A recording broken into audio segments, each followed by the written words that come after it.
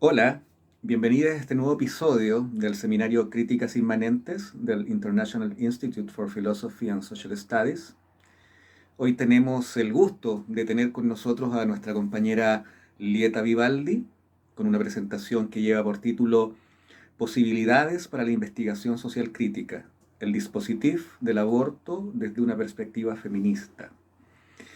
Lieta Vivaldi es abogada, formada en la Facultad de Derecho de la Universidad de Chile y tiene un diplomado en Género y Violencia por la Facultad de Filosofía y Humanidades de la Universidad de Chile.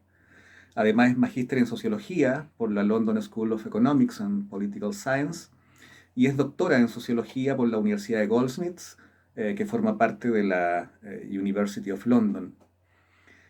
Actualmente Lieta se desempeña como investigadora asociada en el Centro de Estudios de Ética Aplicada de la Facultad de Filosofía y Humanidades de la Universidad de Chile y es profesora en cursos de pre y posgrado sobre género, sociología y derecho, ¿no?, en la misma universidad. Las líneas de investigación de Lieta se mueven sobre todo en derechos humanos, en derechos sexuales y reproductivos, sociología jurídica, biopolítica, ética y feminismos, ¿no?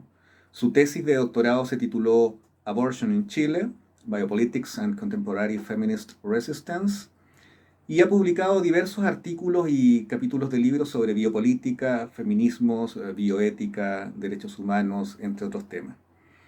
Así que bienvenida, Lieta, bienvenidos a todos los asistentes, ¿no?, que van a ser parte de la conversación que se va a desplegar a partir de la presentación de Lieta, y por lo tanto tienes toda la palabra, Lieta.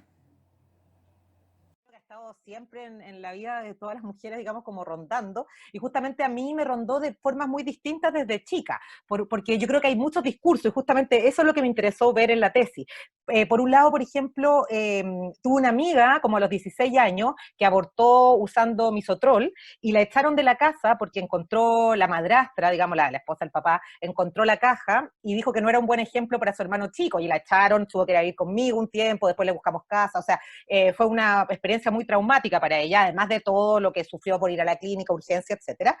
Y por otra parte, por ejemplo, mi abuela lo hablaba con total normalidad. O sea, por ejemplo, ella me contaba como riéndose que mi tía más chica existía porque cuando fue a abortarla la matrona no estaba. Entonces, como que uno se contraponían estos discursos tan distintos respecto a un mismo tema. Y claro, cómo eso yo decía iba afectando nuestra subjetividad y cómo también el feminismo era clave o no en los discursos, en las entrevistas que yo iba hacía, por ejemplo, mujeres, me daba cuenta de cómo se articulaba el discurso feminista en tu propio discurso. Entonces así empecé a pensarlo. Y lo otro que me llamaba la atención era justamente vivir en un país que yo, bueno, estudiaba afuera y todos decían, ¿cómo Chile no va a tener abortos? Si son, ahí ya sabemos que todo esto cayó, pero el jaguar de Latinoamérica, qué sé yo. Entonces, era una pregunta de por qué no habíamos podido avanzar en este tema y en otros sí. Y ahí yo me puse a pensar que más que quizás verlo como un fracaso del movimiento feminista, este que no se lograra el aborto, o quizás el aborto en tres causales tan reducido, también uno podía verlo de otra forma, más allá de fracaso o triunfo del movimiento feminista, poder encontrar otras intersecciones respecto al tema. Entonces, eso como un poco para introducir. Y ahora voy a leer un poco, espero que, sobre mi tema justamente, claro, cómo en esta presentación es considerar el rol del concepto de dispositivo, que saco de Foucault, digamos, como metodología, y de performatividad para entender los derechos sexuales y reproductivos, y en particular el aborto.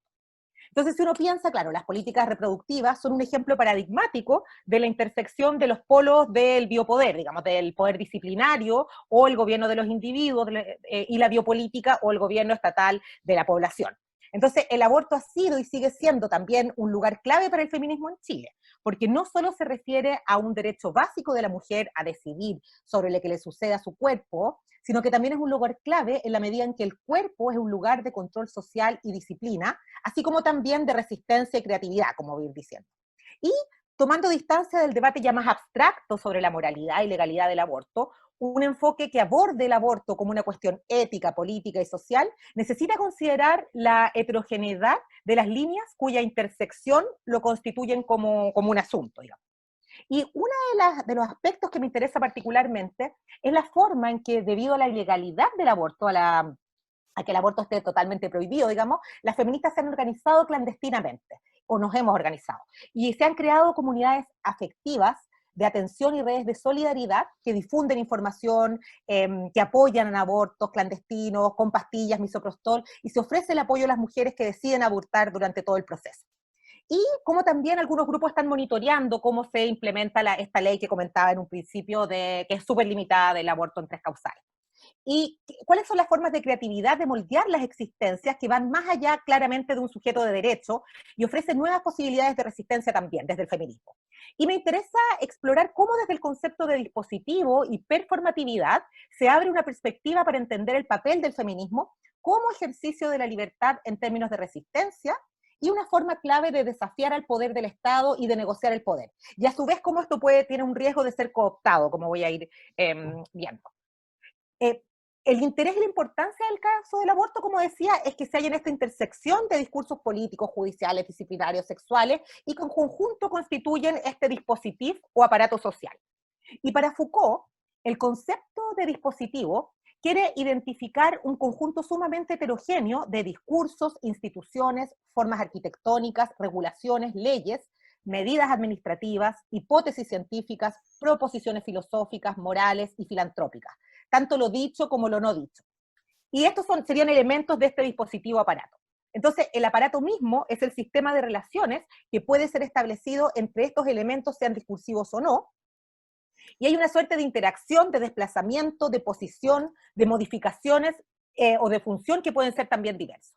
Y entonces Foucault entiende el concepto de aparato como un tipo de formación cuya función principal es la de responder en un tiempo histórico determinado a una cierta urgencia, una necesidad urgente en sus propias palabras.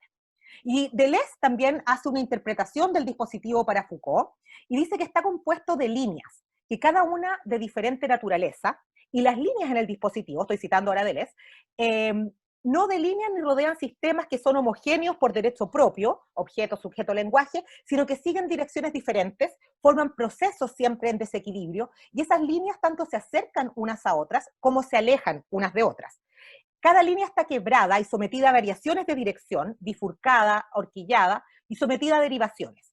Y los objetos visibles, las enunciaciones formulables, las fuerzas en ejercicio, los sujetos en posición, son como vectores o tensores. De manera que las 3 grandes instancias que Foucault distingue sucesivamente, saber, poder, subjetividad, no poseen en modo alguno contornos definitivos, sino que son cadenas de variables relacionadas entre sí. Y es siempre una crisis cuando Foucault descubre una nueva dimensión, una nueva línea. Y ahí termino de citar. Un dispositivo es entonces un conjunto de líneas heterogéneas que están enredadas, enmarañadas, dentro de las cuales una se coloca. De modo que siempre es desde el dispositivo donde una debe comenzar su investigación, para mirar, escuchar, ver estas diferentes y cambiantes líneas de poder saber. Entonces no hay un origen que se quiera rastrear, sino que se elige ciertos lugares, ciertas instituciones, ciertas relaciones, ciertos choques, desde los cuales considerar cómo se constituye el fenómeno, que en este caso es el aborto.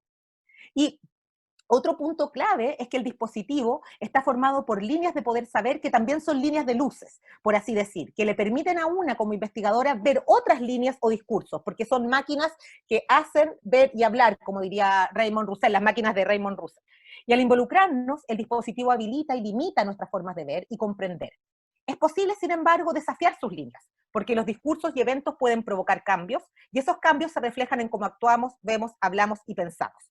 Entonces, en cierto sentido, el concepto de dispositivo es inseparable del concepto de performatividad, y ambos juegan un papel metodológico clave. La performatividad se refiere a la encarnación de ideales normativos a través de un proceso de mímesis por el cual el cuerpo se vuelve culturalmente inteligible. Entonces, ¿qué quiere decir esto? Que la noción de performatividad es parte de un movimiento contra el cogito cartesiano, podríamos decir, desde una perspectiva que se rehúsa a aceptar que el cogito equivalga a la certeza de una identidad y de una ontología cerrada.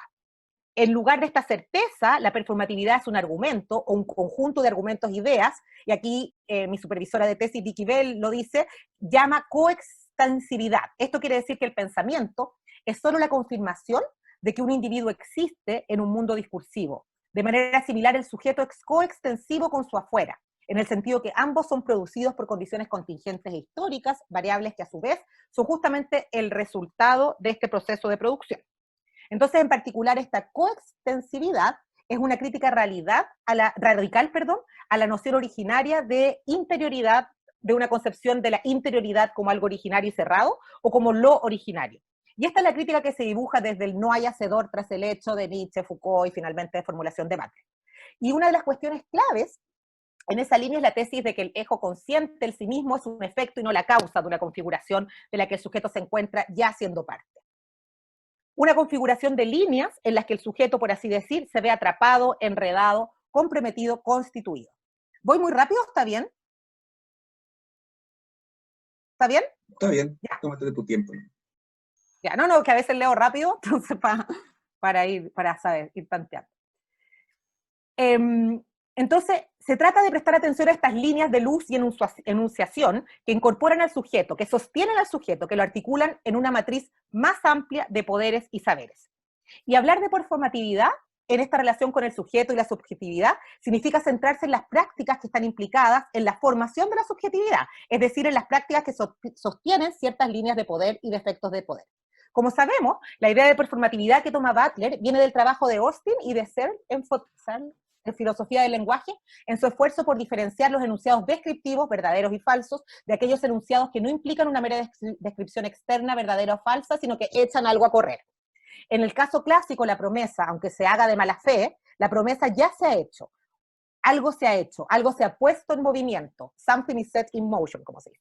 En este sentido, la perspectiva de la performatividad tiene la importante ventaja de romper el hechizo de la interioridad, que suele acaparar muchas de las problemáticas éticas y políticas que cruzan el aborto. La performatividad se mueve de la subjetividad a la serie de gestos que ponen en movimiento real y contingente.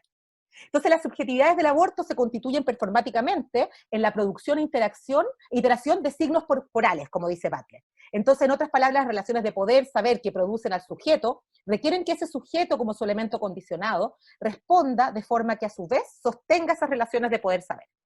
Por ejemplo, el cuerpo disciplinado es el cuerpo que tiene que coordinar sus movimientos al más mínimo detalle. Los cuerpos disciplinados que describe Foucault, vigilar y castigar, no solo deben seguir horarios que los coordinen en el espacio y el tiempo, comer, dormir, rezar, hacer ejercicio, leer, sino que también deben coordinar cada miembro, cada mirada, cada gesto. Ahí encontramos una clave para leer el múltiplo cruce de variables normativas que constituyen el dispositivo del aborto, el cuerpo del aborto, de la mujer que aborta. No solo ser un reducido forzado a un concepto de propiedad que puede resultar alienante y fácilmente asimilable a discursos neoliberales que terminan por invisibilizarlo tras la máscara de la mercancía. Bueno, y aquí vemos todo el disciplinamiento hacia el cuerpo de las mujeres, toda la normatividad respecto al deber de maternidad, etcétera, que está tan, digamos, que es un deber ser impuesto también por por la cultura conservadora, etcétera. Y bueno, lo de la propiedad después podríamos ahondarle un poco más esa crítica que se hace ahí. Y según la lectura de Deleuze, en el segundo volumen de La historia de la sexualidad, Foucault sugirió que el proceso de subjetivación tiene la posibilidad de establecer una subjetividad que, si bien por supuesto deriva del poder y del conocimiento, no depende de ellos, y la línea de subjetivación es una línea de escape. Se escapa de las líneas precedentes y se escapa de sí misma. En otras palabras, la subjetividad, como Foucault llega a considerarla a través de los textos estudiados en el uso del placer, rompe con las líneas de fuerza que la trajeron a la existencia y establece su relación con el sí mismo. En las prácticas de relación con el sí mismo se encuentra lo que Deleuze llamaría una línea de escape o línea de fuga, por la cual se constituye la propia subjetividad. Y si la tarea analítica es seguir esta trama o enredo de las distintas líneas, es justamente en medio de estas trayectorias donde se encuentra la línea de fuga que surge después y que es donde se produce el movimiento de creatividad y de resistencia, que a mí es lo que más me interesó también ver en el tema del aborto, bueno, y cómo el feminismo también interpreta eso. Entonces, desenmarañar las líneas, esto dice Deleuze, de un dispositivo, es en cada caso levantar un mapa, cartografiar, recorrer tierras desconocidas, y eso es lo que Foucault llama el trabajo en el terreno. Hay que instalarse en las líneas mismas. Y abordada a través de la lente de la biopolítica Foucaultiana con una perspectiva crítica, la complejidad de este dispositivo desentraña la lucha feminista como parte de ella. Ofrece la visión de un dispositivo más amplio, en el que el feminismo emerge como un conjunto de intervenciones dentro de las diferentes formas en que se construye el aborto. El feminismo es en este sentido un modo de construcción de poder, conocimiento o saber, interviniendo, intentando influir en el dispositivo y siendo el mismo influido a su vez.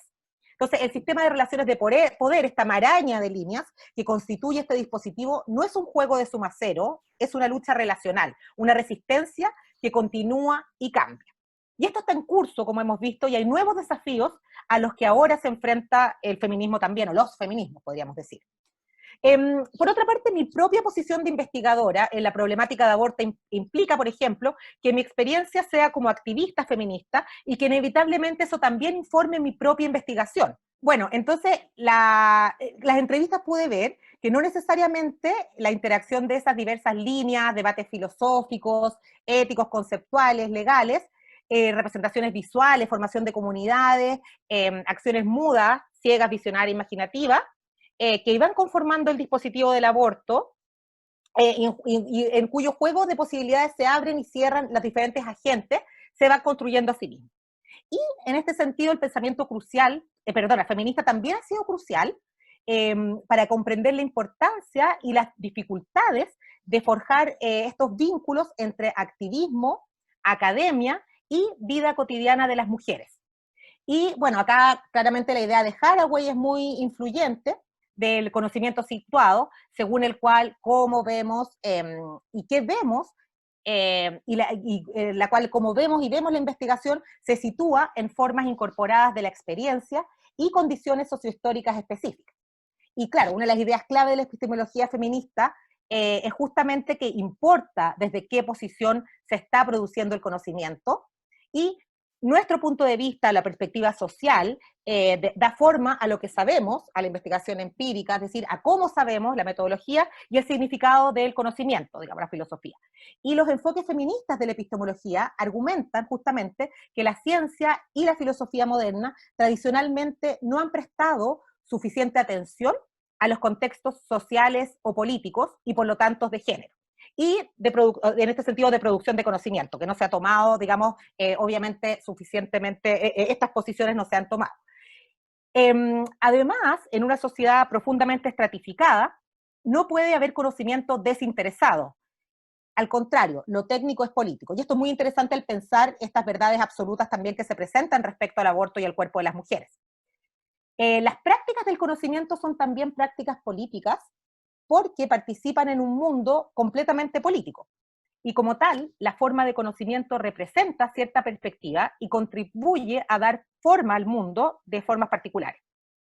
Y entonces, lo interesante acá es que los conocimientos situados no buscan una visión neutral e impersonal, sino aquellos conocimientos determinados por una mirada parcial y una voz limitada. Y, como decía Haraway, no buscamos la parcialidad por sí misma, sino por las conexiones y las aperturas inesperadas que hacen posible los conocimientos. La única forma de encontrar una visión más amplia es estar en algún lugar particular. Y la cuestión de la ciencia en el feminismo es sobre la objetividad como racionalidad posicionada.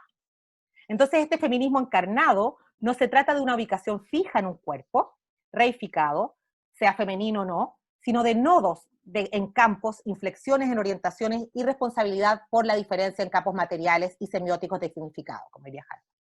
Entonces, ahora voy a considerar un ejemplo de cómo opera este marco teórico en mi propia investigación, como les decía, en un aspecto que a mí me interesa mucho, que es cómo se ha fraguado la resistencia desde los feminismos, de esta resistencia digamos, estas imposiciones respecto al aborto. Y una de las tensiones más interesantes de los años recientes en torno a esta problemática fue la que se centró en la posibilidad de abortos seguros en el hogar, o sea, una de las tensiones que a mí me llama la atención, y la promoción de la legitimidad médica para autoadministrarse píldoras abortivas como es el misoprostol. Y esto generó críticas porque desatendía la lucha de la legalización. Es decir, habían críticas desde el propio feminismo que decían que en vez de centrar el feminismo, movimiento feminista, en la legalización del aborto, el centro estaba más bien en cómo abortábamos clandestinamente usando justamente este método que era el misoprostol.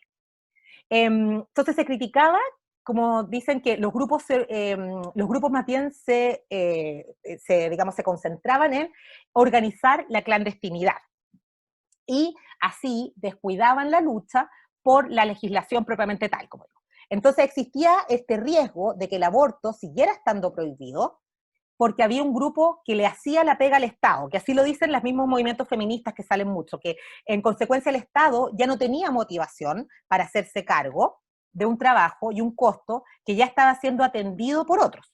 Entonces el Estado no se sentiría presionado a hacerse cargo de la injusticia de la situación presente, ni a mejorar la precaria condición de los ahora responsables de ese trabajo, que era claramente las feministas, que estaban responsablemente, digamos, o sea, que eran las responsables de hacer abortos seguros usando el misoprostol.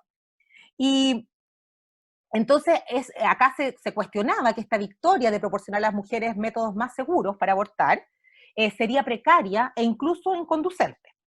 Entonces, también de otra forma similar, hacerle la pega al Estado podría implicar que el Estado se desentiende de quién está abortando, qué mujer está abortando, y así se promueve de facto la proliferación o perpetuación de prejuicios racistas, sexistas, clasistas, que se traducen al final en que las mujeres más vulnerables son las que se ven más afectadas. Entonces, no hay datos tampoco respecto a el aborto clandestino ni nada. Entonces, hay como una, digamos, lo que diría, por ejemplo, respecto al trato de las profesionales de salud o del sistema penal en general, hay ciertas mujeres que son supuestamente las que abortan, y eso obedece también a un prejuicio.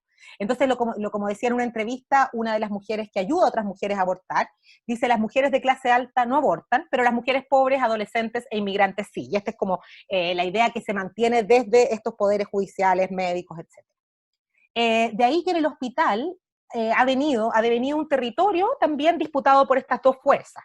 Por un lado, que se vincula al poder saber de la medicina, que reclama para sí el monopolio de las decisiones sobre los cuerpos de las pacientes, y otra mirada que reivindica la capacidad moral de cada individuo para adoptar decisiones referentes a la propia salud, vida, sin interferencia ajena. Entonces, esta desatención estatal puede implicar a la larga que el personal médico se sienta con derecho a juzgar y a discriminar a las mujeres de clase trabajadora, jóvenes, migrantes, pero, como comenta también esta mujer que ayuda a hacer abortos, dice: cuando hemos acompañado a mujeres de clase alta, que también buscan nuestra ayuda, nunca tienen un problema a un nivel hospitalario. O sea, ella dice que es mucho menos común. También es interesante una entrevista que hice a una mujer que me comentó esto. Ella había abortado, dice: como no podía decirle la verdad al médico porque no quería terminar en la cárcel, tuve que soportar una opción mucho más riesgosa. Además, como no tenía plata, estaba muy enojada pensando en otra amiga que podía pagar la atención adecuada. Entonces ella reflexiona: ser obligada a ir a un matadero porque eres pobre es una experiencia muy violenta.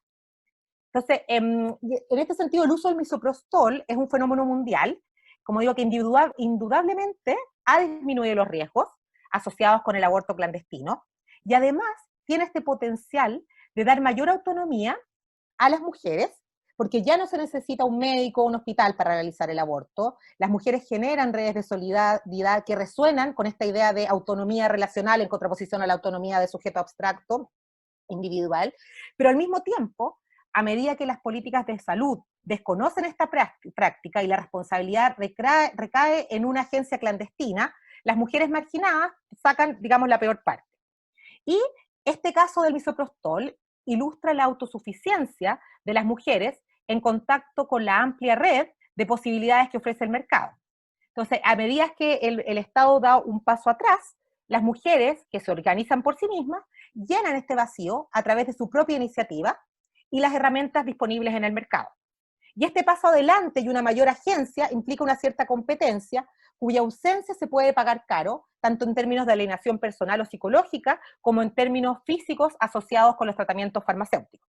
Entonces, al hacerle la pega al Estado, los individuos realizan quizás performáticamente un cierto tipo de resistencia que puede fácilmente ser cooptada por el neoliberalismo. Aquí, como diría Break, forzando a los sujetos a abandonar los sueños de lograr la seguridad y forzándolos a abrazar el peligro como condición de posibilidad para la vida futura. Entonces, no es difícil encontrar ejemplos. Entrevistas que me tocó realizar, casi todas las mujeres que abortaron me contaron que su primera reacción fue culparse por quedar embarazada. ¿Cómo fui tan estúpida? Debería haberlo sabido mejor. Entonces, ese juicio se repite una y otra vez en las entrevistas. Y se escucha que los embarazos son el resultado del fracaso o el mal uso de un método anticonceptivo, o de tener relaciones sexuales sin protección. Y en muchos casos las mujeres se resienten consigo mismas por haberse puesto en riesgo, asumiendo que se trata de una forma de negligencia y falta de cuidado de sí mismas. Se sienten culpables por no haberse cuidado mejor, como diga, y esto, como decía, y eso podría parecer justificado cuando se abstrae de los elementos sociales. En un par de casos, la persona que le estaba realizando el aborto a las mujeres, mientras descansaban semidesnudas en las camillas, le decían que se quedaran calladitas nomás, boca cerrada, porque fue cosa de ellas, y ahora esto decía las mujeres, asumir voluntariamente el riesgo del embarazo. Otra entrevistada, por ejemplo, me contó cómo lloraba mientras los dolores iban y venían, sintiéndose muy sola, a pesar de tener 5 hermanas que podrían haberla acompañado. Pero ella no quería manchar su reputación, no quería que le hicieran sentir que les había fallado, y cuando la entrevisté, habían pasado 9 años desde su aborto, y era la primera vez que hablaba de ello con alguien. Ella llegó, yo la entrevisté llegó por un correo electrónico, y ella me dijo que era la primera vez que lo hablaba con alguien, que nunca le había contado a alguien en estos 9 años, y como ella decía, a pesar de tener 5 hermanas mujeres, por el miedo a manchar en el fondo su imagen. ¿Y de dónde viene esta culpa? Esta culpa, más que manchar su imagen, además, es el hecho de quedar embarazada pudiendo haberlo evitado. Entonces, ese como era una culpabilización que aparecía constantemente en las entrevistas. ¿Y de dónde viene? Bueno, desde la mentalidad neoliberal, lo que habla aquí es el poderoso prejuicio, la poderosa convicción de tener éxito, de no decepcionar a nadie, de realizar el máximo potencial, etcétera. Entonces, no deja de parecer alarmante cómo podemos permanecer apegados a fantasías inalcanzables de la buena vida, con sus promesas de ascenso social, seguridad laboral, igualdad política, social, intimidad duradera, etcétera, cuando la evidencia, por el contrario, sugiere que ya no podemos contar con que las sociedades capitalistas liberales puedan asegurar las condiciones de una vida que haga sentido de esa manera, lo que Lauren Berlant llama el cruel optimismo. Y los argumentos que alguna vez fueron comunes, como todos cometen errores, y que la toma de decisiones en el mundo real siempre es imperfecta, y que nos necesitamos mutuamente para prosperar, etcétera, se ven eclipsados por esta lógica neoliberal de autosuficiencia, planificación, estrategia y resiliencia.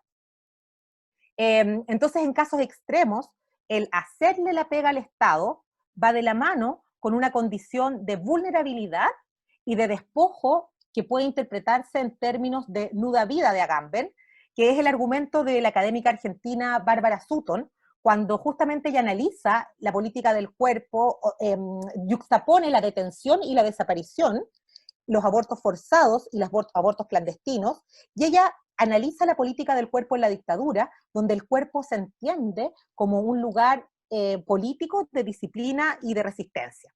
Y ella dice que la figura de la clandestinidad, y en particular la clandestinidad del aborto, ¿qué nos puede decir, se pregunta, sobre el ejercicio del poder soberano del Estado en las democracias modernas? ¿Cómo es que la violencia estatal está implicada en la producción de cuerpos ocultos, en particular los de las mujeres, cuerpos que sin embargo están expuestos al peligro con total impunidad? ¿Es el control violento de estos cuerpos ocultos y excluidos una condición para mantener la ilusión del cuerpo unificado del Estado soberano? Eso se pregunta ella. Entonces, en estas dinámicas de poder de la clandestinidad se manifiestan tensiones claves de inclusión, exclusión, visibilidad, invisibilidad, qué es conocido, qué es desatendido, etc. Entonces, Beucher, que también analiza este tema, dice que es la paradoja de representar a las mujeres como un poder amenazante y soberano sobre el feto, que a su vez se representa falsamente como homo sapiens. De esta manera, las mujeres se ven reproducidas a una vida reproductiva y aún más desnuda, expuestas a la intervención hegemónica del Estado, que aniquila a la mujer, que es representada erróneamente como soberano rival, que expone una vida. Mientras que la mujer es representada como una que expone la vida de otro, ella misma permanece sometida, expuesta y reducida a una vida aún más desnuda. Entonces, así aparece la situación paradójica de las mujeres que optan por abortar clandestinamente. Al ser construidas las mujeres como nuda vida, desposeídas de sus derechos básicos por confinamiento en la clandestinidad, están afirmando y reclamando toda su humanidad a través del rechazo activo del mandamiento a ser simplemente órganos reproductivos. Entonces, Esto representa un desafío para el feminismo contemporáneo, sin duda, porque queda por ver cuán dinámico y duradero puede ser este ejercicio de libertad. Esta libertad parece particularmente riesgosa mientras permanezca conceptualizada y practicada individualmente, atrapada en la aislación de instituciones rígidas y abstractas. Si al dar ciudadanía al feto, le estamos negando a las mujeres su propia ciudadanía, tal vez en ese exilio político las mujeres puedan obtener una suerte de libertad negativa. Al abortar clandestinamente, obtienen la libertad de no ser solo un órgano reproductor.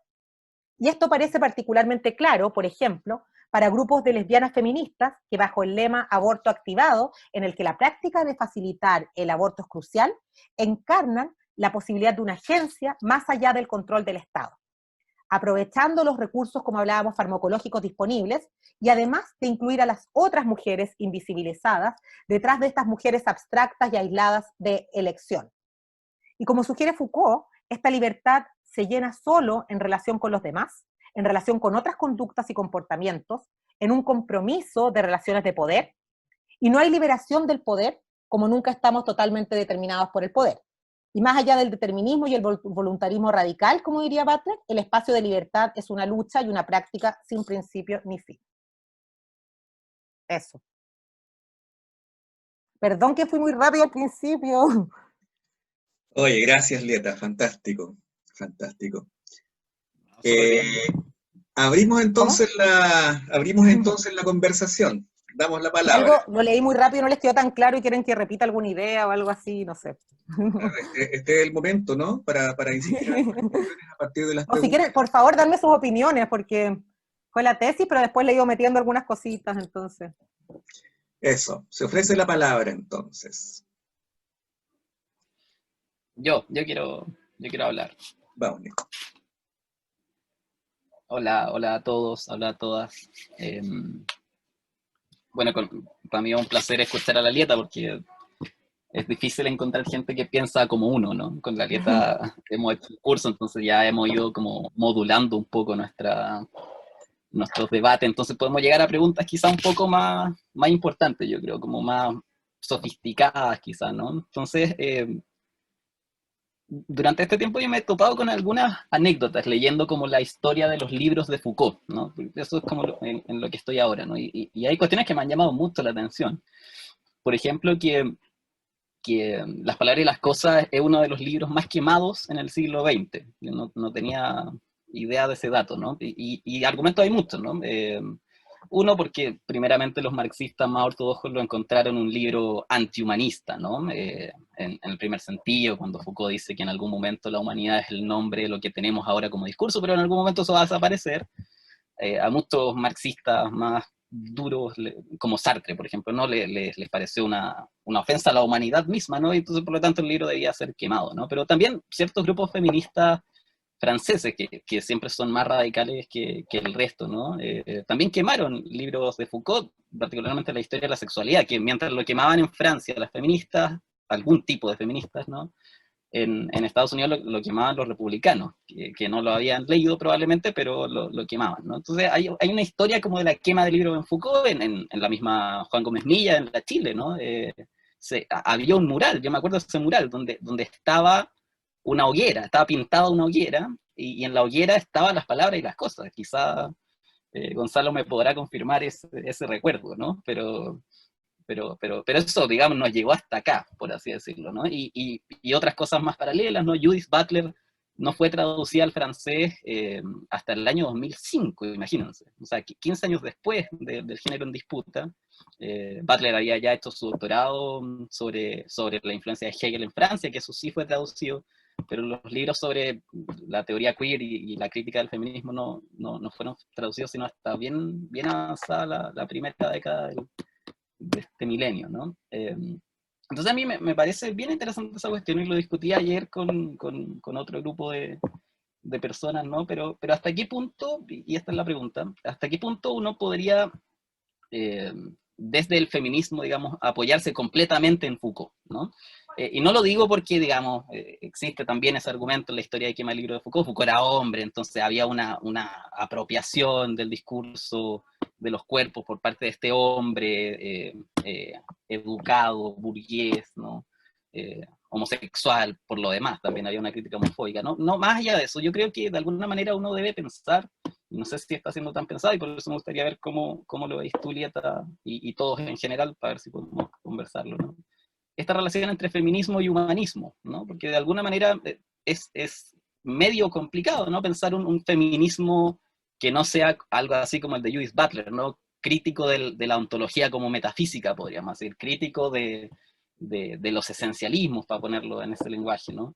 Eh, y mucho más asociado a la imaginación política, como puesta en práctica de la libertad y todo ese argumento más kantiano, ¿no? Pero ¿cuál podría ser la relación entre feminismo y humanismo? O sea, uno podría pensar que los discursos feministas, en su mayoría, ¿no? Porque no me gustaría unificarlos en uno solo, dependen de una cierta noción de lo humano, por así decirlo, ¿no? De una fuerte noción de lo humano. Requieren que haya humanos que defender, por así decirlo, ¿no? Entonces, ¿hasta qué punto esa relación te merece algún tipo de crítica? Y otra pregunta más chica, que tiene que ver Pero feliz con si la lectura. lo conversamos entre todos, ¿eh? Para ir Sí, contestando. ideal, También ideal, ideal. escucharles primero, quizás. Es una reflexión nomás, pero... Sí, po. Y otra que tengo, que me quedó dando vuelta, que claro, la noción de dispositivo, que hiciste una bonita reconstrucción, eh, también tiene este texto, ¿no? Agamben, sobre el dispositivo, en referencia a Deleuze, en referencia a Foucault.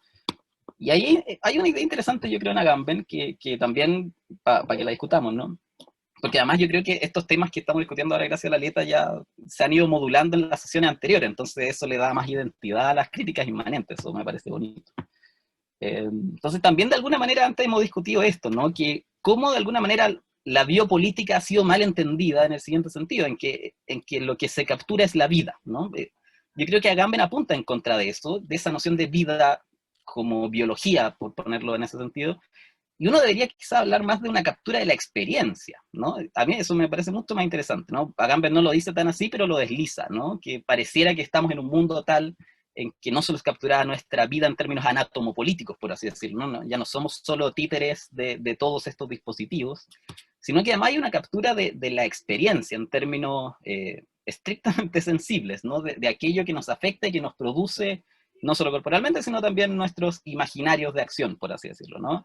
Entonces, ¿cómo veis tú, Lieta, o todos, digamos, cómo vemos esta relación entre feminismo y humanismo, por una parte, y esta otra noción de dispositivo que yo también creo que tiene que ver con leer la biopolítica más allá de la vida, ¿no? Yo creo que eso habría que irlo superando, sobre todo desde este nicho, ¿no? Pero esas son mis intervenciones para mi querida amiga Lieta. Genial. ¿Y quiere partir alguien para escucharles también después de la larga exposición y ir debatiendo? Nico. Quizás solo agregar una cosita, ¿no? En relación Sí. con lo que dice Nico, a propósito de la relación entre aborto, feminismo, dispositivo, ¿no? Biopolítica. Claro, es muy interesante porque a propósito del dispositivo como un ensamble de discursos y saberes que en el fondo tiene un rendimiento de captura de la experiencia, como dice Nico, justamente en la medida en que esa idea de vida desnuda es un supuesto especulativo, es precisamente un supuesto metafísico, eso de que hay algo así como una vida desnuda. Nunca hay una vida desnuda. Nunca hay una vida desnuda así en ese sentido, ¿no? Siempre hay una forma de vida en juego. Pero sin embargo, más allá de eso, ¿no? Hiciste referencia, por ejemplo, en un momento a que el aborto en particular, ¿no? En la medida en que se sitúa en tensión con el biopoder en sus dos dimensiones, ¿no? Por una parte la disciplina del individuo y por otra parte la gestión de las poblaciones, representaría un desafío, ¿cierto?, al poder patriarcal, estatal, ¿no? Pero yo estaba pensando a propósito de las formas de vida, o más bien, del discurso sobre la vida o de la idea de lo humano, que en cada caso constituye el humanismo del caso, ¿no? Por una parte, el aborto puede ser un mandamiento en el sentido de su prohibición, es decir, el aborto estaría prohibido y sería inmoral, ilegal, en fin, en la medida en que la mujer es proyectada como un órgano reproductivo, ¿no? ¿Sí? Una especie de receptáculo pasivo reproductivo. Pero también cuando la mujer empieza a entrar en esta especie de mutación antropológica que da lugar al Homo economicus, ¿no? Es muy interesante porque el aborto puede ser incluso algo obligado en el sentido de una idea de lo humano que implique ser un individuo exitoso en lo profesional. Es muy interesante porque, es decir, en ambos casos, ¿no? El aborto puede ser algo prohibido o puede ser incluso algo a lo que uno se ve empujado. En cualquiera de los dos casos, la relación con el aborto no es libre, por así decirlo, ¿no? O está interdicta o está empujada, ¿no? Entonces es muy interesante también pensar ahí como la idea del humano en relación con este dispositivo del aborto en particular, en relación con los discursos que lo abastecen, ¿no? Eso. Sí, a ver, voy a partir por el final, que me parece súper interesante y ha sido una de las preguntas que, bueno, primero fue una gran crítica que se le hizo al feminismo blanco de los 60, de la segunda ola, este excesivo centrarse en el aborto, como que el aborto era, y uno se puede cuestionar hasta qué punto el aborto es nuestra punta del iceberg del patriarcado, que es como una de las consignas, digamos, y hasta qué punto resume todas las luchas feministas, que algunas feministas te lo van a decir. Y como te digo, como comentaba, fue una gran crítica al feminismo de los 60, el centrarse tanto en el aborto y dejar de lado las luchas con lo que se llama la justicia reproductiva, es decir, quiénes pueden reproducirse y qué no, qué cuerpos están habilitados para la reproducción y cuáles son las condiciones materiales para ello. Por ejemplo, pensemos en Fujimori y en las esterilizaciones forzadas o las condiciones materiales para que ciertas mujeres puedan o no reproducirse. Y esa es una crítica que se le hace, como se llama, el feminismo hegemónico, de justamente haber centrado tanto todas las luchas. Yo incluso haciendo clases sobre aborto he tenido como crítica, no crítica, pero como comentarios como, ¿por qué seguimos hablando tanto de esto solo desde acá? Digamos, ¿por qué nos preocupamos de un gran abanico de la violencia, de no poder gestar? Bueno, también, etcétera. O sea, ¿por qué tanto centramiento ahí? Y aquí yo pienso también, hablando un poco de ahora, del aborto, el tema que me ha llamado mucho la atención y que me gustaría ahondar también es sobre digamos, el cambio climático y reproducción, que lo encuentro súper interesante porque se ha dado una vez más como un deber de no reproducirse para las mujeres, desde cierto feminismo o desde cierto espacio. No nos podemos reproducir porque en el fondo no hay una tierra habitable, no deberíamos reproducirnos porque es digamos, un daño al planeta, etcétera. Pero una vez más, y de hecho me pasó hace poco que una feminista, respecto a otra amiga que estaba embarazada, me dijo, ¿cómo puede decidir tener hijos hoy en día si es feminista? Entonces, y me llamó mucho la atención porque una vez más en las mujeres se pone este deber de salvar el planeta, que antes que ha sido históricamente por diversas razones. Entonces creo como que este dispositivo del aborto engloba mucho más me parece súper interesante tu observación por lo mismo, de que es mucho más allá de tener o no, de reproducirse o no, etcétera.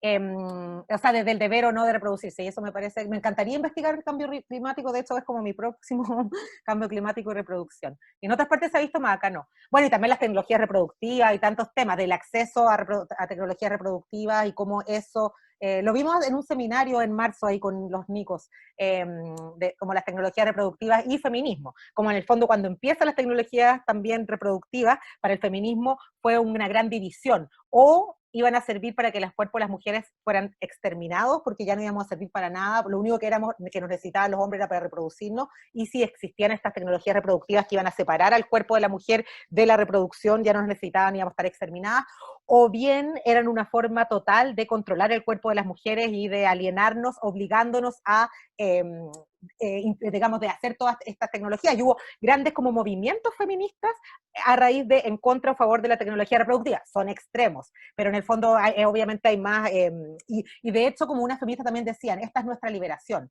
la maternidad deforma el cuerpo, la maternidad te convierte en un monstruo. Entonces también habían, y son frases súper célebres e interesantes también en la historia de las tecnologías reproductivas que también analicé en una parte de la tesis, y me hicieron sacar ese capítulo porque no tenía que ver con lo otro. Fue como un gusto que me di y no me lo permitieron.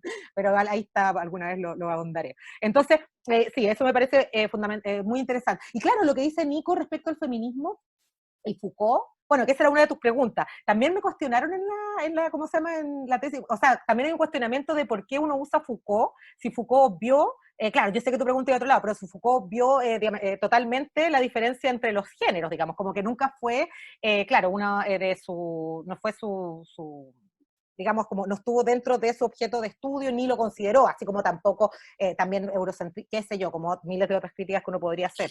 Entonces, eso también es interesante y cómo yo creo que el mismo Foucault puede uno tomarlo como un método, que en este caso lo que trato de hacer es eso, como cómo ocupar su metodología, su teoría del dispositivo como una metodología para entender el aborto en este caso. Y quizás, claro, no quedarse como dogmáticamente con lo que él analiza y no. ¿Qué más?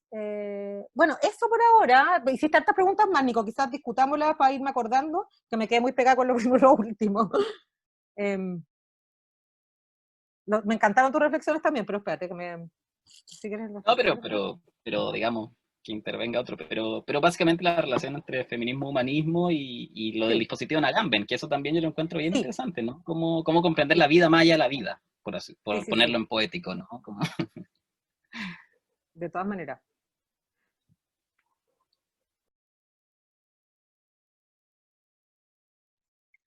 La palabra está abierta, amigas, amigos, amigues. La Karen. Ya, Nico, el otro Nico. No, Karen está levantando la mano. Es que sabes que se me ocurren un montón de cosas, no sé por dónde partir. O sea, yo creo que el feminismo necesita de que exista un humano. Yo creo que es como una de las reflexiones básicas de Butler, en el fondo. Es decir, estructura, podríamos decir, la teoría de la performatividad en base a que dejemos de pensar las relaciones de parentesco en términos heterosexuales,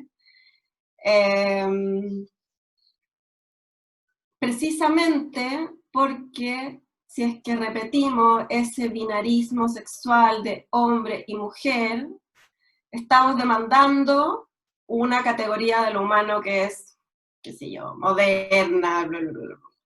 Entonces, interpela en eso, bueno, el feminismo de los años 50, el segundo sexo, sobre todo, ¿no? Y además a todo el feminismo como que podríamos llamar más esencialista en términos de considerar a la mujer como el sujeto del feminismo. A mí eso me parece como, o sea, digo, recogiendo el guante en términos de hoy el feminismo, o sea, el cyborg es hacerse cargo de la necesidad de no pensar un feminismo humanista, y así, ¿no? Y yo diría que todas las teorías queer van en esa misma dirección. A mí lo que me hace ruido es pensar a la performatividad sin psicoanálisis.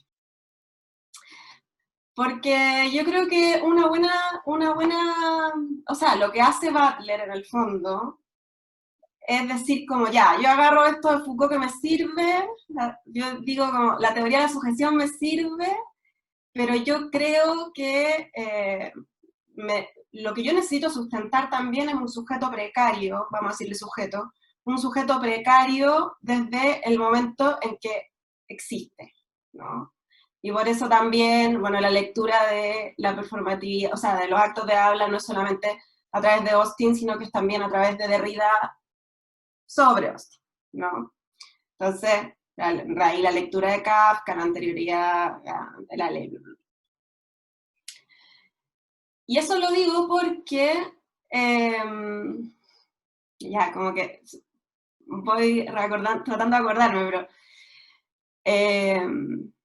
me parece que por un lado nos ayuda, que es algo que tú de todas maneras introdujiste con esto de pensar como en esta cuestión de, tú dijiste como las autonomías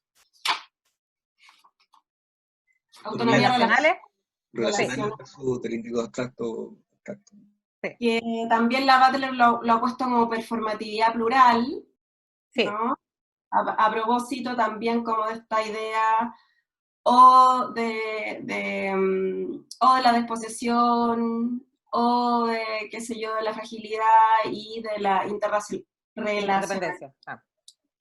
que necesita de esta cuestión como del lazo primario, en el fondo, que te hace un sujeto siempre frágil en la medida en que es una relación, podríamos decir,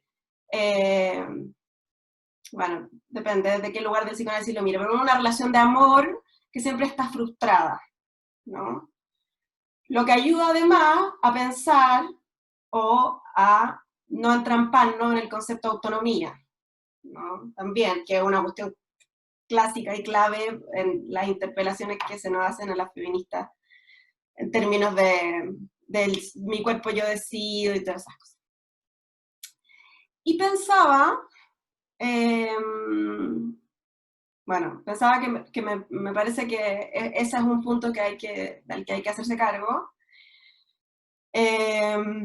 aun cuando las feministas, hoy día yo estaba justo antes, me invitaron los chiquillos hegelianos a hablar de Antígona con una filósofa. Yo siento como esta semana va a ser la cancelación definitiva. Karen está hablando de Hegel, mañana va a hablar de Maradona, es como, ¿cachai? La cagué. Pero estaba pensando, bueno, en todas las quemas de libro, en todas las quemas de Hegel, y lo recordé, bueno, también por la lectura de Antígona de la Butler, que en el fondo es como que tiene de un lado la crítica edípica y tiene de otro lado la melancolía de género. En el fondo, los verdaderos melancólicos son los heterosexuales, no los homosexuales, porque no tienen no tienen el espacio para poder duelar, el que no se puedan meter con alguien de su mismo sexo, género, expresión, lo que sea. Ya, pero antes de seguirme dispersando tanto, me parece súper interesante como toda esta cuestión de abrazar el peligro, por otro lado de tener éxito. Obviamente pienso mucho en Sara Ahmed y en la promesa de la felicidad.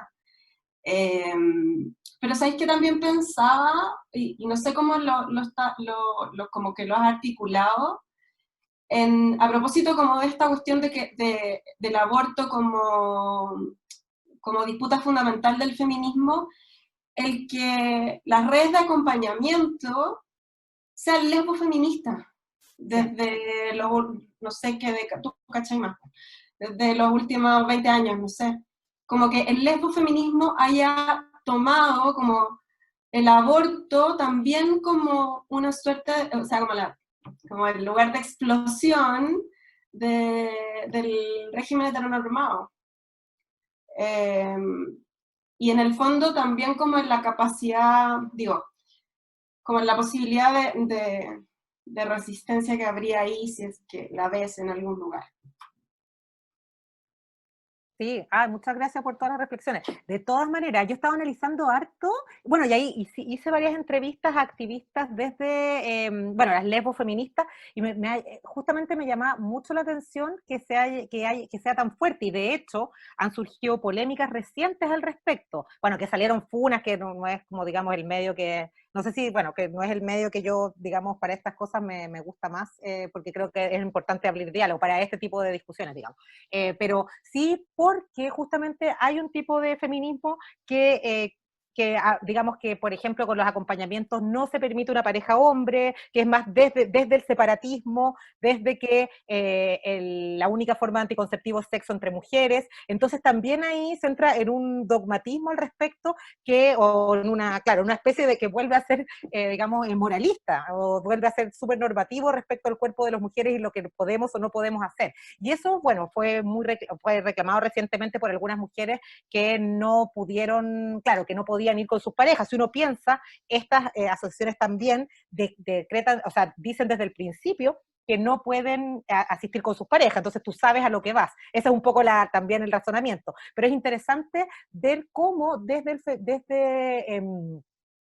digamos, los movimientos de lesbianas, etcétera, está esta lucha también porque es, digamos, como hablamos, ellos lo ven como la punta del iceberg de obligarnos a ser madres, digamos. Entonces, también desde ahí cómo se entra y cómo como, claro, en las entrevistas sale mucho eso, que como lesbianas les interesa mucho liberarnos de eso, que pese que ellas igual podían quedar embarazadas, no es obviamente el resultado natural de relaciones entre mujeres, les interesa mucho subvertir ese tema y como lograr como zafar de esta separación. Pero ahí, claro, ahí empieza el feminismo separatista y otras cosas que también son interesantes de analizar como consecuencia de a dónde llega eso.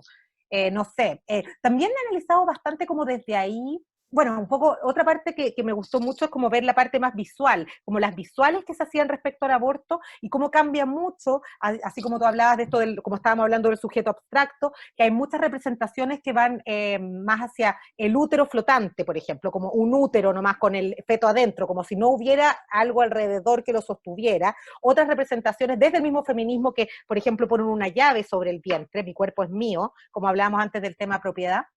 Y otras representaciones también más desde nuevos feminismos, podríamos decir, que muestran muchos tipos de cuerpo, no bastan las causales, también la pastilla está al medio, y ahí también desde el feminismo lésbico como el mejor sexo también, o sea, la mejor forma de protección es sexo entre mujeres, por ejemplo, de no abortar. Entonces, cómo van cambiando mucho todos los discursos alrededor del aborto desde los mismos feminismos y cómo lo queer entra fuerte en los discursos del aborto, como decías tú, lo decolonial también, mi cuerpo, mi territorio, y ahí también vemos otra como objetualización del cuerpo también, como comparándolo como tu territorio y un poco la recuperación mucho más del Abya-Yala, sí, como de la tierra, etcétera.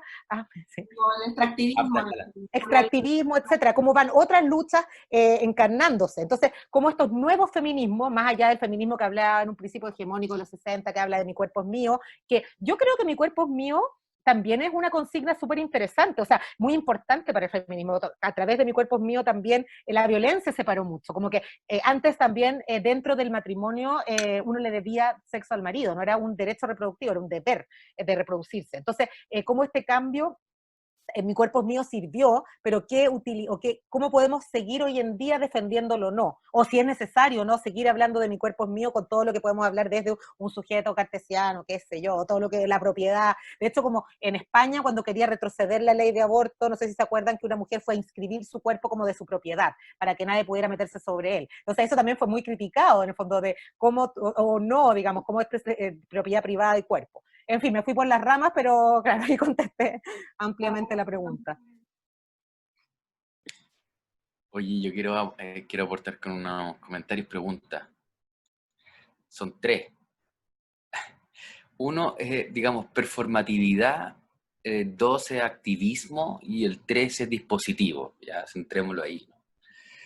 Me llamó la atención en la definición que hiciste de performatividad. Primero porque te referiste a los argumentos y algo así como una encarnación de ideales de manera concreta, pongámoslo así.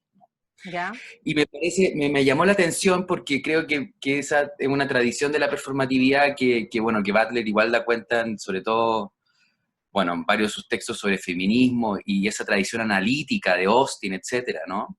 Pero que me parece que sigue la estela del idealismo y de esta distinción entre facticidad y validez, o entre lo ideal y lo empírico, digamos, y por lo tanto dentro de este paradigma de la encarnación, ¿no?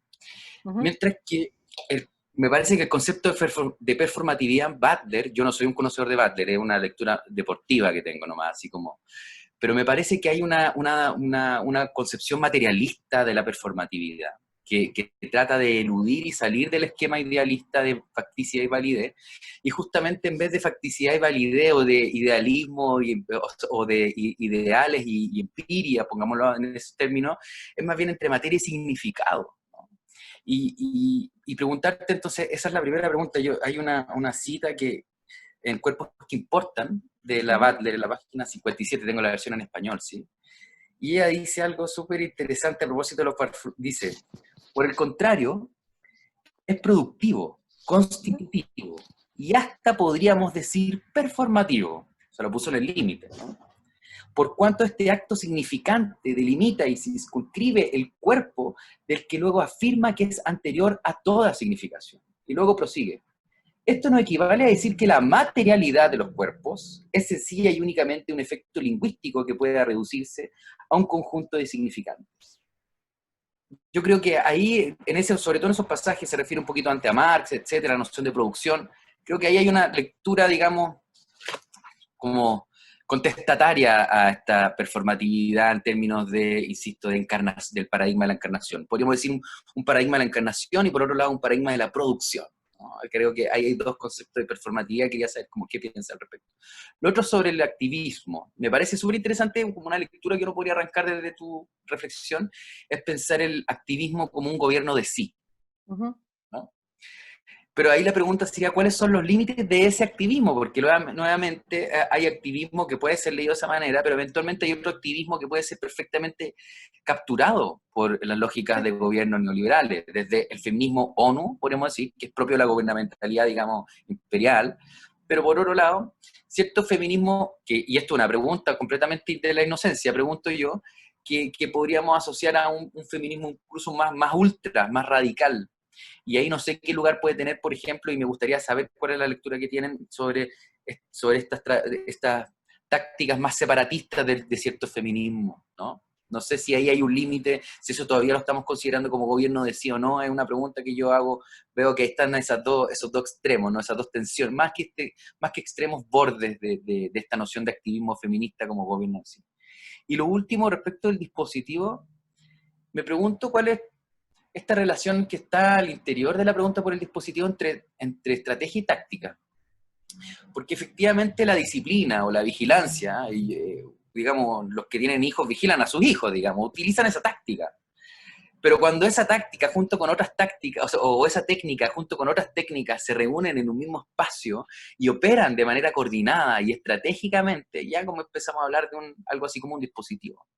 Sin embargo, estos dispositivos también se encuentran enmarcados en una red coordinada, estratégica de otros mecanismos de poder, que podríamos llamar, en términos de Foucault, un diagrama de poder. Y aquí me parece interesante porque la pregunta por la resistencia es también la pregunta por la revolución.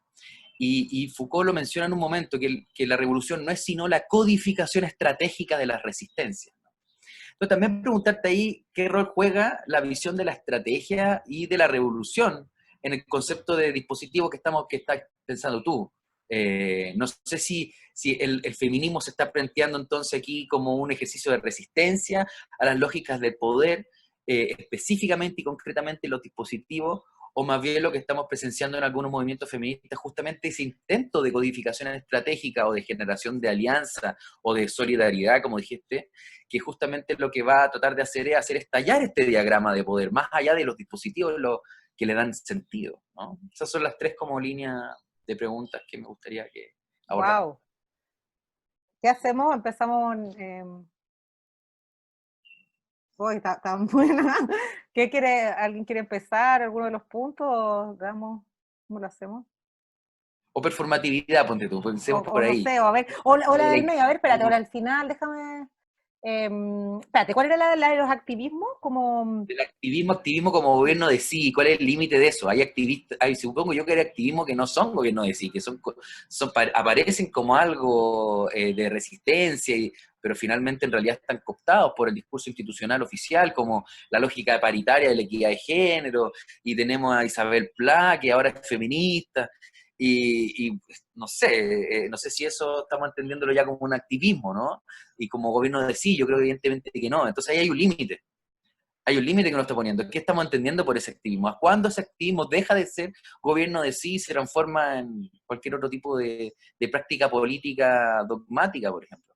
Sí, es súper difícil esa pregunta como de contestarla, digamos, poner un límite. Ahí, bueno, esta es la típica discusión de los 90 en Chile del feminismo autónomo versus el institucional, de como el feminismo que fue cooptado en la vuelta a la democracia por las instituciones y empezaron a trabajar en el gobierno, en CERNAMER en ese momento, creo, claro, o en ciertas ONG, la ONGización del feminismo. Entonces yo creo que es una disputa de larga data de qué es el verdadero feminismo y lo que se habla también del típicamente el feministómetro, que se llama de qué es más o menos feminista.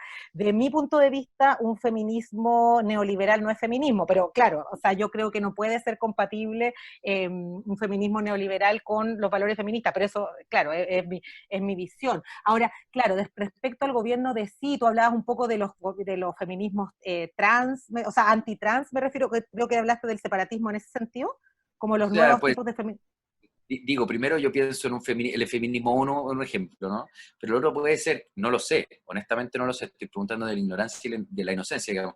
Pero por otro lado está ese otro ejercicio que yo lo he escuchado, que hay que destruir a los hombres, ¿no? Es como esa lógica, hay que invertir la tortilla y generar un matriarcado. No sé si eso es lo que está buscando Butler. Yo creo que justamente la No, pregunta de Butler es cómo podemos salir de esa lógica, ¿no? Ir más allá y cuestionar ese binarismo que está fundando tanto el dominio masculino histórico a través del patriarcado, como ese posible sueño ultra del desierto feminismo, que podemos decir que no es feminismo, pero que sí aspira a ese mismo ejercicio de dominio, ¿no? claro. Sí, bueno, y ahí también está, es que, claro, hay muchos feminismos, entonces es muy difícil, claro, contestar la pregunta de una sola forma. Está el feminismo, por ejemplo, de la igualdad y la diferencia, que el feminismo de la diferencia va a seguir creyendo en que existe hombre y mujer con características distintas y que en ese sentido, como decís tú, las características típicamente asociadas a lo femenino es lo que prevalece. Entonces, por ejemplo, ahí va a ser mucho más un ecofeminismo esencialista, por ejemplo. Ahí están tus preguntas, ya. Sí, ¿cuáles son los límites de activismo? Siempre puede ser cooptado el feminismo. Yo estoy hablando que incluso el feminismo, por ejemplo, que hablamos de los Pero mismos. el gobierno de sí, ¿Ah? pero no el gobierno de No sí el por gobierno de definición, sí. claro. Claro, no el gobierno de sí. Pero ahí, Entonces, hay un feminismo que coincide y otro que no. claro, O ¿y qué es la pregunta que me hago. claro, pero qué definimos o no como feminismo? ¿Qué creen ustedes respecto a la definición del feminismo? ¿Hay una definición o no sé? No, voy a ir abriendo las preguntas porque lo encuentro más entretenido. Me ayudan a pensar. Contrapregunta. ¿Ah? Otra pregunta para ellos. Sí. ¿O para ustedes?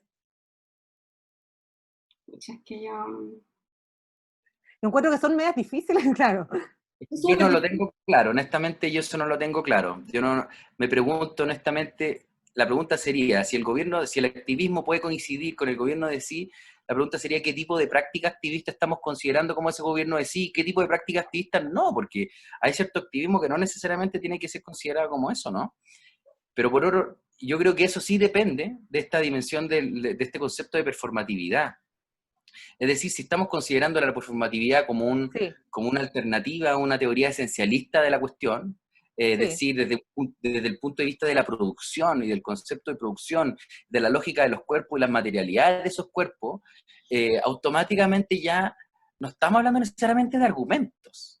Estamos hablando de coordinación estratégica de cuerpos en un espacio determinado, en un tiempo determinado. También ligado a tu otra Automáticamente. pregunta, perdona. Son como parte de una gran pregunta. Sí, dale nomás, perdona. Entonces digo, eso es importante porque si nos mantenemos la performatividad, la lógica del argumento, digamos, el acto percusionario y todo ese tipo de Sí, cuestiones, seguimos la lógica analítica de la metafísica de la conciencia, la teoría de la mente y ese tipo de cuestiones. Mientras que Butler la teoría performativa ya está en una teoría política de la calle, está saliendo justamente del sujeto. La pregunta no es la calle, sí. no es sujeto. Y ese hiato quizás va a Claro, ser lo que va a permitir distinguir entre este activismo como gobierno de sí, no lo sé. A ver, Karen, tú estás ahí metiendo la cuchara. si tú apretas a la Butler te va a decir que tú tenés que legalizar el aborto en donde no esté legalizado y que tenés que dar la lucha institucional. Claro.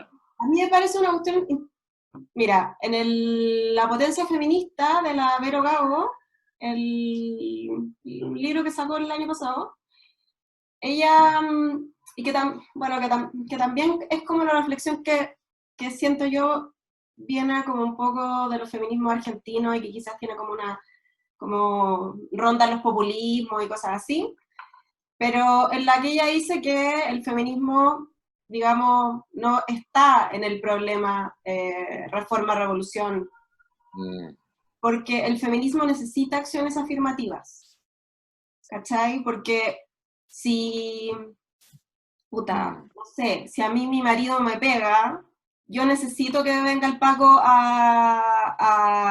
¿cachai? O sea, Como nosotros que no podemos vamos a dejar de discusión, sí. Podemos pensar en feminismo antipunitivo y todo, y extremar toda la hueá que queráis, pero en el fondo tenemos necesidades como tan concretas y materiales como te están matando, que sí, a mí me cuidan mis amigas y no la policía, pero lo cierto es que hay como demandas al Estado que son ineludibles, ¿cachai? Sí. Entonces, en un artículo que yo escribí el otro día, yo ponía al final que me gustaba una cuestión que dijo la Luciana Cadalla el otro día, y es que debíamos desplazar la pregunta por el sujeto del feminismo hacia el problema de la correlación de fuerza. Y lo encontré genial como idea, ¿cachai? Como hacer la distinción, algo así como entre movimiento feminista y campo feminista. Ahí se le sale obvio lo campo NACPOP.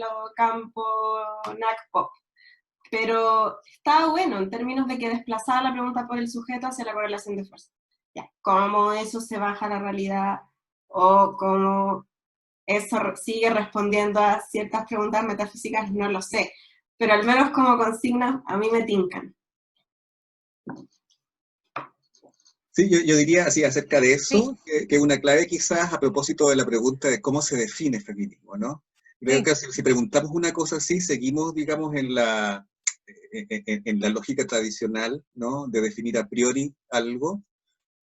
Y ahí sería interesante recurrir a lo que hoy día se llama el concepto material o el concepto de efectivo, es decir, un concepto de algo que se va formalizando en relación, performáticamente, en el campo material de las relaciones y por lo tanto de las tensiones, ¿no? De las resistencias. Entonces eso es muy interesante porque el feminismo o cualquier cosa que se quiera definir en términos materiales, es decir, de efectivos y no a priori, ¿cierto? Se definiría siempre en relación con las correlaciones de fuerzas que están en tensión. Es decir, en tensión con qué se está definiendo algo como algo, ¿no?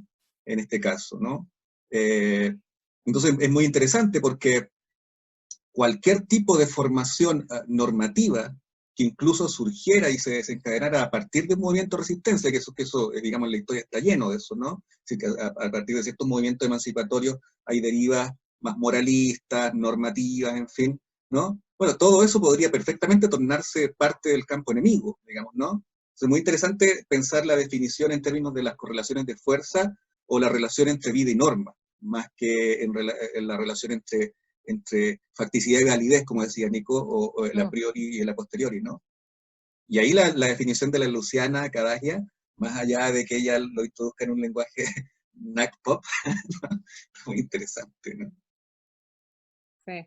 Y yo creo que ponte tú, tu última pregunta es aplicable a muchas más cosas que la lucha feminista, digamos, como la diferencia entre qué entendemos por revolución o no, digamos, si es posible una revolución, etcétera. Yo creo que es una pregunta mucho más amplia de que solo el feminismo. O sea, una pregunta súper atingente a nuestro momento actual, yo creo.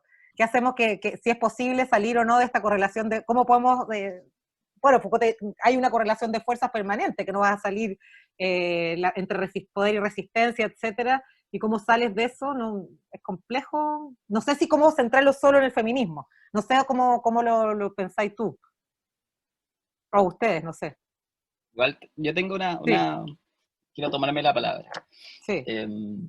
En función de lo que dijo Karen sobre el psicoanálisis, pero también la última intervención de mi querido Gonzalo, ¿no? Y que es algo que dijo la Lieta también, que es que la cuestión de la materialidad, por así decirlo, en Butler al menos es normativista, es un problema normativo, ¿no? Está discutiendo con Habermas directamente, ¿no? Está diciéndole facticidad y validez vale callampa, pero ¿por qué vale callampa? Vale callampa por una razón muy simple, que es la historia, ¿no? O sea, lo que Butler dice es que la performatividad en tanto práctica, ¿no? Es una repetición estilizada de actos, y que eso sea así da cuenta de que uno debe comprender la práctica de un cuerpo, no como algo dado previamente por la materia, por así decirlo, sino que se constituye en la performance que da lugar a un acto performativo del habla, ¿no? Y ahí yo creo que la wea se pone muy interesante, porque Butler no hay que olvidar, por eso digo, me apoyo en lo que decía la Karen, ¿no? Pero no hay que olvidar la afiliación psicoanalítica de Butler, porque pero no por Freud ni por Lacan ni nada de eso, por Althusser, ¿no? Y Althusser, digamos, es Lucrecio en el siglo XX. Entonces, yo creo que la cuestión ahí es sumamente importante, porque lo que estaría diciendo Butler más profundamente, más radicalmente, yo creo, es que la cuestión normativa no funciona para definir simplemente que algo transgrede la norma y que algo cumple la norma, ¿no? Es mucho más complejo, y es mucho más complejo desde Austin. Esta guaya la encuentro muy, muy, muy, muy interesante y quiero explicarla. Que Austin, que es una, digamos, distinción muy olvidada de quienes han leído Austin, no solo distingue entre los diversos tipos de actos y distingue el performativo del performático, sino que además al performativo le otorga una cualidad muy específica, que puede ser exitoso, pero puede ser fallido, ¿no?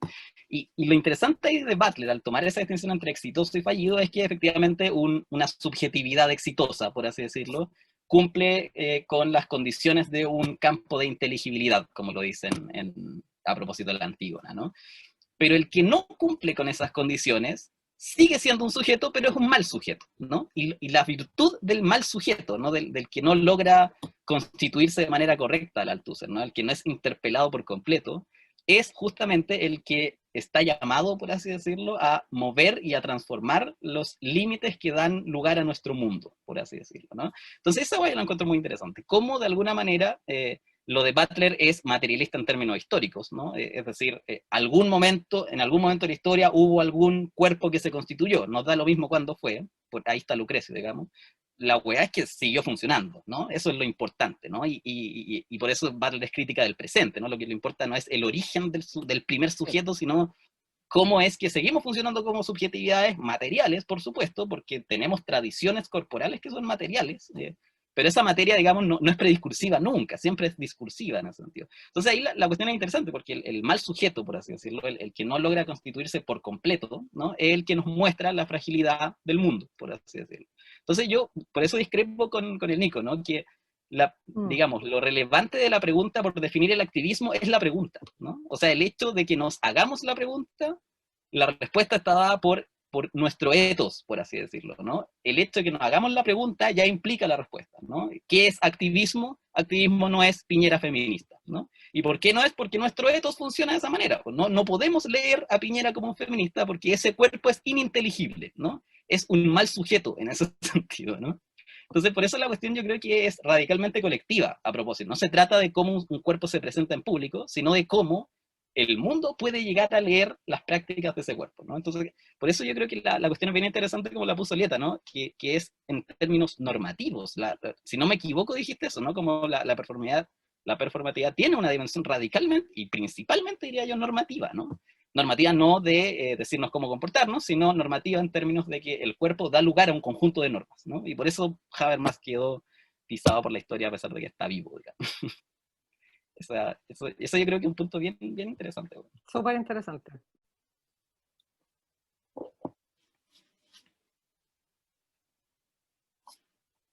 Gracias, Nico. El Nick. Ya, pues.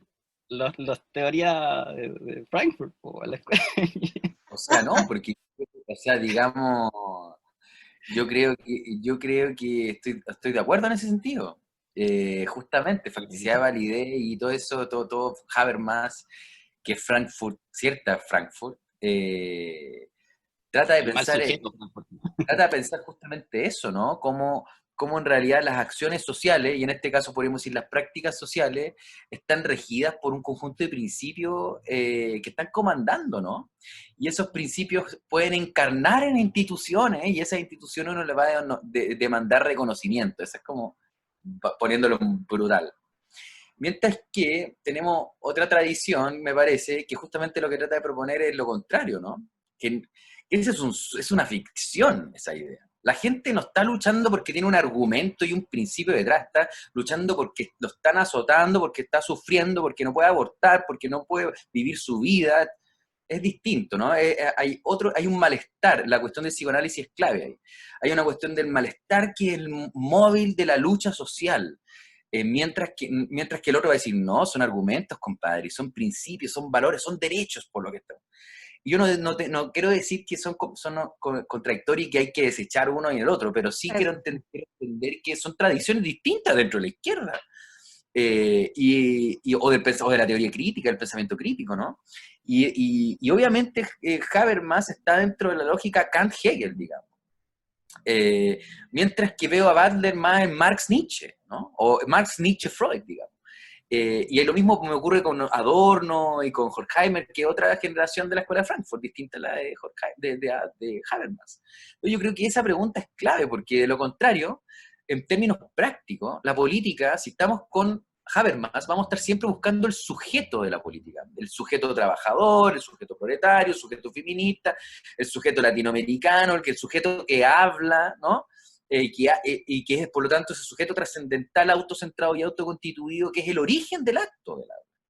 Mientras que la teoría de la performatividad, desde esa matriz, llega a su límite y por lo tanto muestra su parcialidad, que es decir, justamente, no, es el acto el que produce el sujeto, ¿no?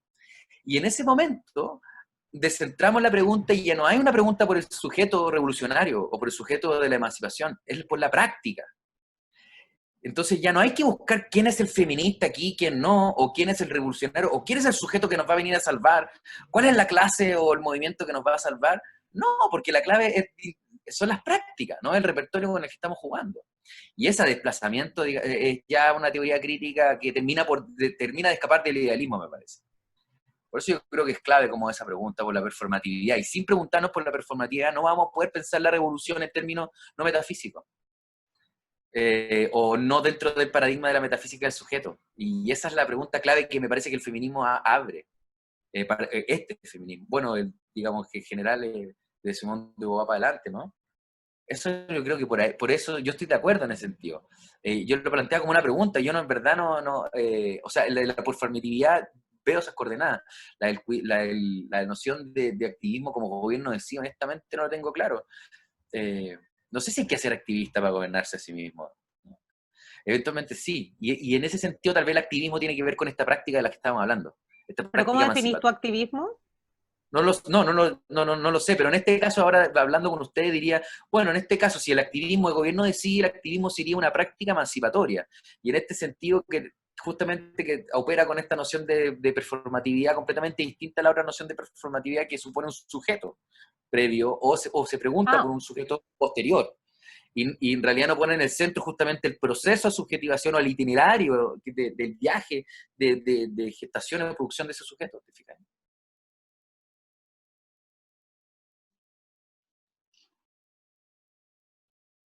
Sí. ¿Sí? ¿Quedamos hasta acá? Sí, no, agradecerle nomás haber escuchado estas reflexiones. No, y los comentarios. Agradecerte a ti, pues, Lieta. Fue una magnífica presentación. ¿Qué pasó? Me fui un segundo y están todos callados. ¿Qué pasó? No, que estamos cerrando ya. No, Sí, justo. sí, Qué imbécil. estábamos No, cerrando. yo había apagado la música aquí. Qué tonto. No, estábamos agradeciendo a Lieta su presentación y bueno, y agradecer a todos quienes estuvieron presentes y participando en la conversación que se abrió. Y nada, pues nos vemos ahora ya para enero, para el dossier Adorno, ¿no? Con Nicolás del Valle, Sergio Villalobos Ruminot y aquí su servidor, quien habla, en las presentaciones sobre Teodoro Adorno de enero. Y luego tendríamos la primera semana de febrero la última presentación, por lo menos planificada hasta ahora, ¿no? Que sería la de Rodrigo Carmi, sobre la poesía de Mahmoud Darwish. Así que dejamos la sesión de hoy hasta acá. Muchas gracias a Karen, invitada especial hoy día, ¿no? Sí, gracias. Qué bacán Sí. ver. Sí, no, gracias. Es que me pasa que cuando veo estos comentarios me da más ganas de escucharlos a ustedes, así que perdón, pero lo encontraba muy entretenido escucharles debatir como las reflexiones. Eso sí. Así que muchas gracias a ustedes. Gracias por la invitación. Gracias, Linda. Gracias a todos, pues amigos, No, gracias. amigas. Bien. Bueno, Muy nos bien. vemos entonces. Chao. Chao. Mañana, ¿no? Mañana nos vemos, sí. Chao. Chao.